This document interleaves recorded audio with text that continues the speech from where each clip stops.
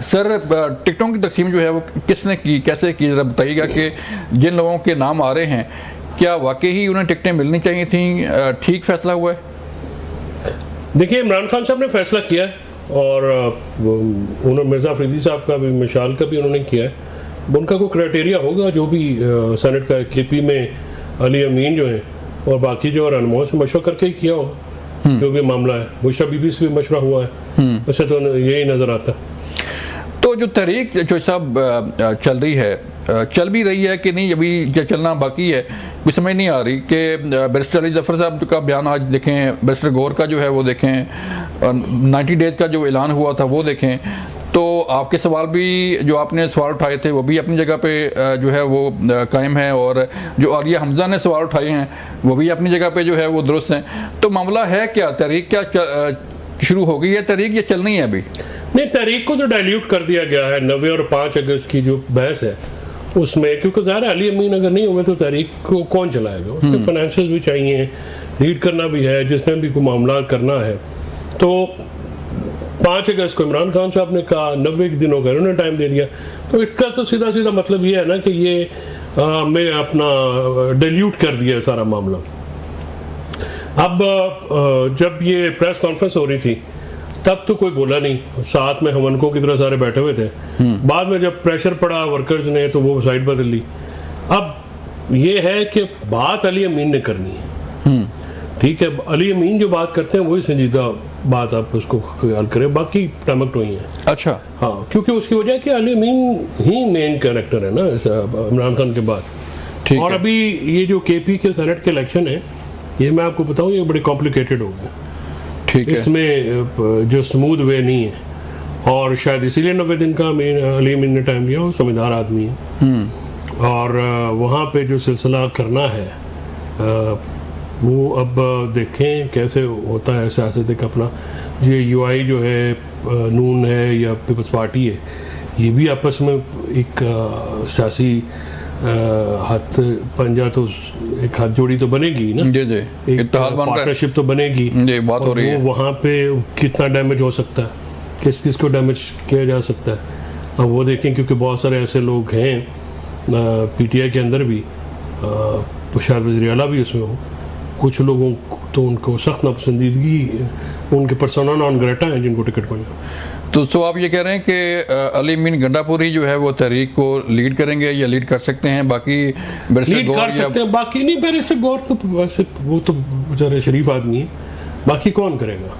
पंजाब में तो कोई ऐसा बंदा नहीं है। पंजाब में तो देखिए ना, अब अजीबो गरीब एक बात की जा रही है कि जी वो सराहना, भाई कुछ किया हो तो सराहे ना, कौन सराहा? आलिया हमजा को आप एक, मुझे ये भी लग रहा है बड़ी वाज़े हो चुकी है कि पुरानी पीटीआई जो कि नजरियाती पीटीआई है वो काबिल कबूल नहीं है। अब उनको भेंट चढ़ाया जा रहा है नए लोगों के।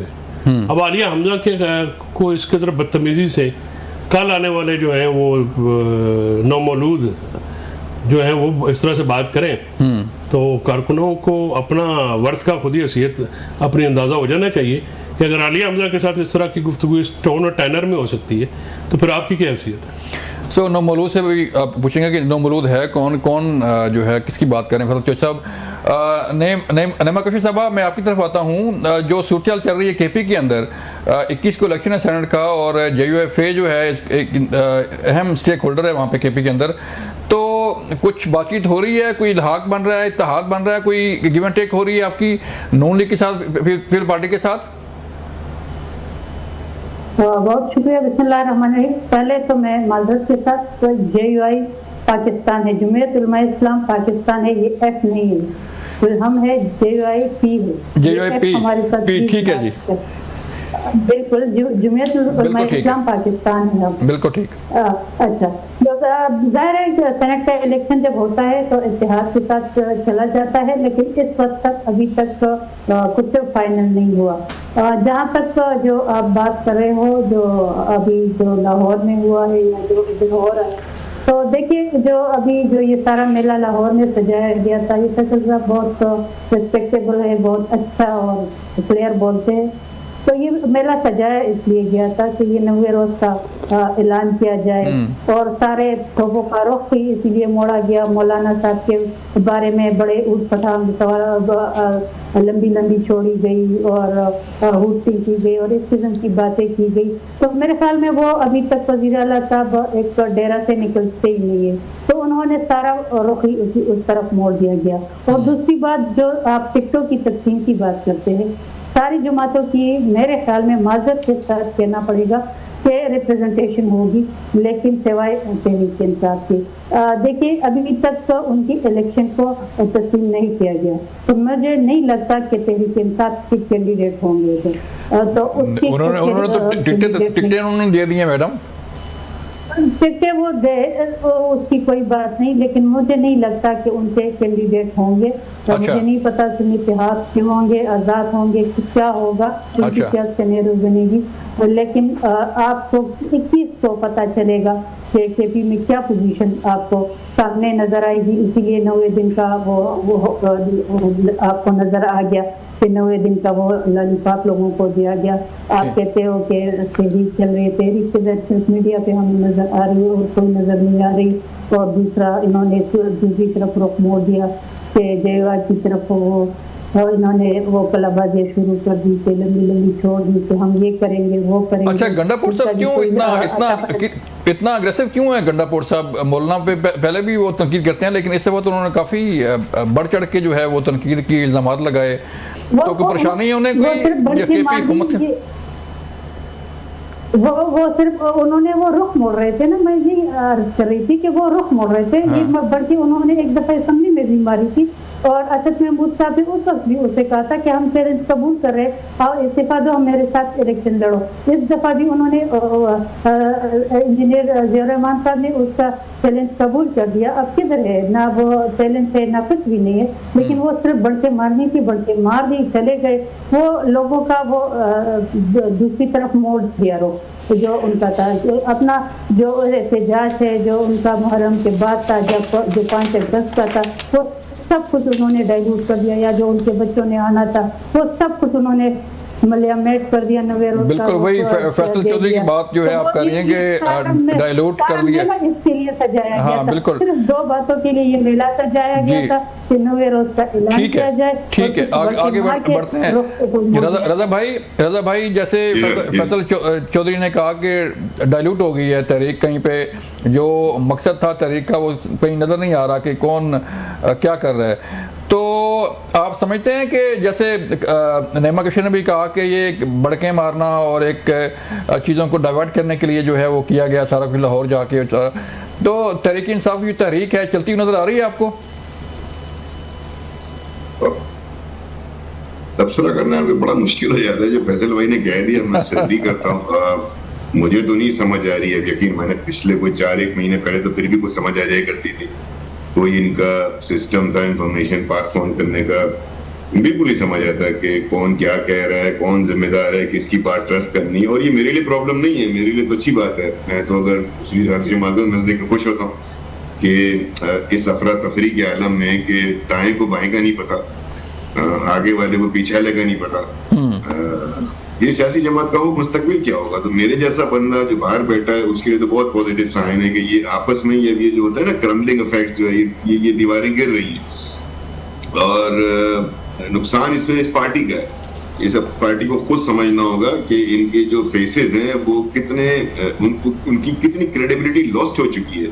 कि यहाँ तक कि सेक्रेटरी जनरल का होता मेरे ख्याल में राजा साहब को समझ ही नहीं है उसकी, टू बी ऑनेस्ट, बड़ी माजरत के साथ, कि चेयरमैन के बाद सबसे पावरफुल होता है सेक्रेटरी जनरल का। और अगर पार्टी की पॉलिसी अनाउंस हो रही हो और वो सीधा हाथ पर बैठा हुआ हो, उसके सामने माइक भी ना, यानी वो मरकज़ निगाह ही नहीं है उससे भी, कितना इररिलेवेंट आदमी है वो।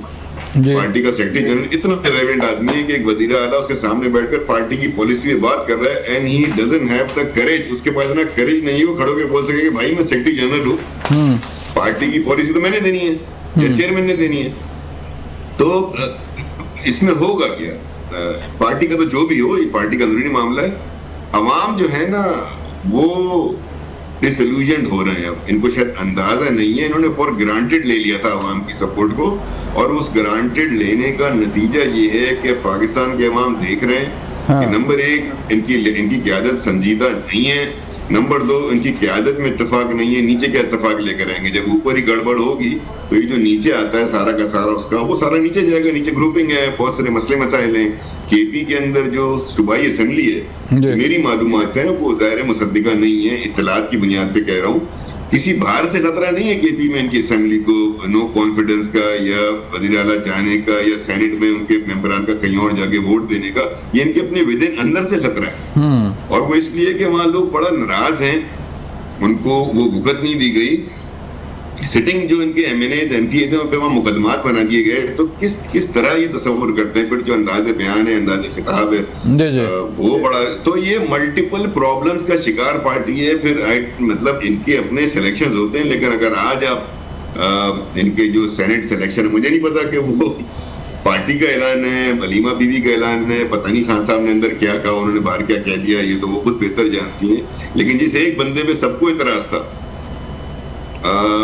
वो कैसी इंफॉर्मेशन या वो क्या इंफॉर्मेशन पहुंची? फिर तो मैं ये फैसल भाई यहाँ बैठे हैं, अगर उनको टिकट दिया जा सकता है, जिनके मुतालिक पार्टी में एक बहुत बड़ा मसला था कि 9 मई के हवाले से उनकी एक प्रेस कॉन्फ्रेंस है, तो फिर तो ये फवाद चौधरी को वापस लें, अली जैदी को वापस लें, इमरान इस्माइल को वापस लें, जहांगीर तरीन साहब को फोन करके कहें कि भाई आप ही, फिर रह क्या गया, फिर क्राइटेरिया क्या रह गया? तो ये अब ये पाकिस्तान के हम ये चीजें देखेंगे। एक बात और ऐड कर दूं मैं आपको, कि एक बात ये कह दूं कि बहरहाल ये एक पॉपुलर पार्टी है, और बहरहाल इसकी जो बुनियादी रोल इस वक्त है सिवाय केपी के, वो एक मजबूत अपोजिशन का होना चाहिए था।